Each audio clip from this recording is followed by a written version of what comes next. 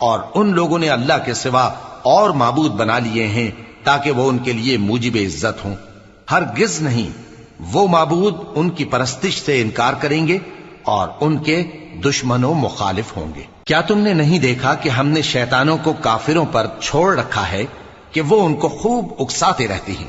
تو تم ان پر عذاب کے لیے جلدی نہ کرو کہ ہم تو ان کے لیے دن شمار کر رہے ہیں. جس روز ہم پرہیزگاروں کو رحمان کے سامنے بطور مہمان جمع کریں گے اور گناہگاروں کو دوزخ کی طرف پیاسے ہانک لے جائیں گے، تو لوگ کسی کی سفارش کا اختیار نہ رکھیں گے مگر جس نے رحمان سے اقرار لے لیا ہو.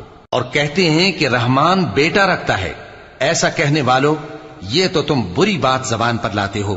قریب ہے کہ اس جھوٹ سے آسمان پھٹ پڑے اور زمین شق ہو جائے اور پہاڑ پارا پارا ہو کر گر پڑیں کہ انہوں نے رحمان کے لیے بیٹا تجویز کیا، اور رحمان کو شایع نہیں کہ کسی کو بیٹا بنائے.